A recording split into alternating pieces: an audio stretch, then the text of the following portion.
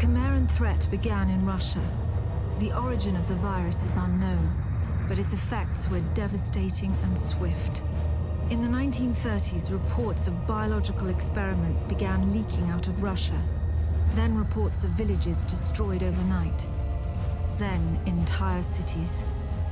We feared the Russians had developed a weapon of unparalleled power. The truth was far worse. The Chimeras stayed sealed within Russia for over a decade.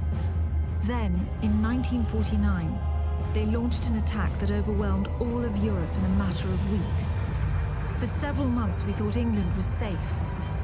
But in October of 1950, the Chimera burrowed under the Channel.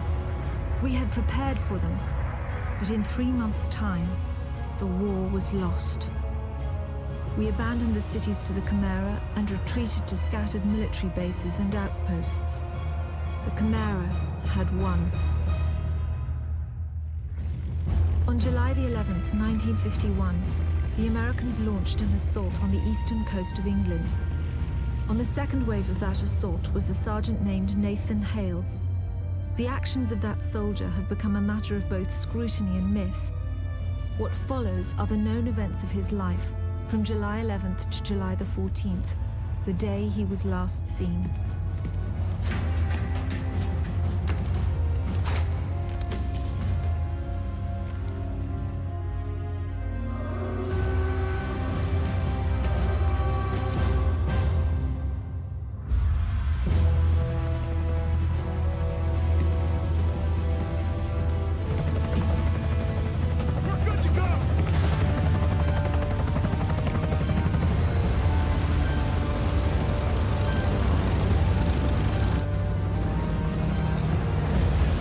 Soldiers had no idea what they would soon be facing. The US government had sealed its borders in 1950. Radio waves and newspapers became state property. Only the highest levels of their government knew the truth. The operation was an exchange. The Americans were bringing supplies and tanks into York. We were giving them our one secret weapon, something we could offer that they couldn't build themselves. I was the commander of the convoy team that was to meet the US soldiers. We were ambushed in Manchester on the way to the rendezvous. There was no way to warn the Americans. They were on their own in York, fighting an enemy they knew nothing about. We never learnt exactly what happened there.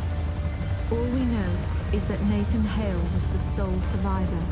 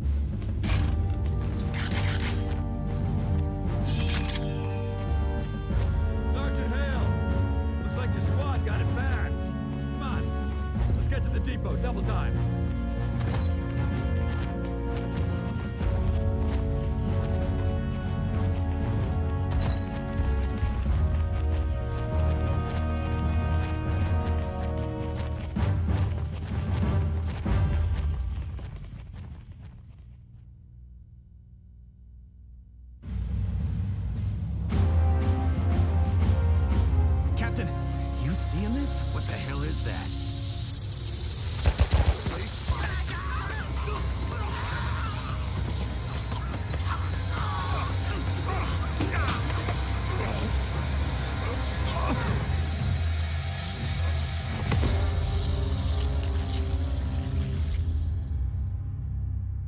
No one knows exactly how Hale was infected by the Chimeran virus.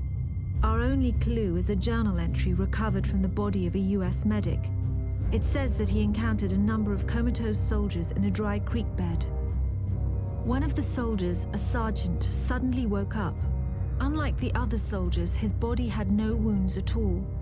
The sergeant refused any kind of medical examination, insisting on catching up to the rest of the company.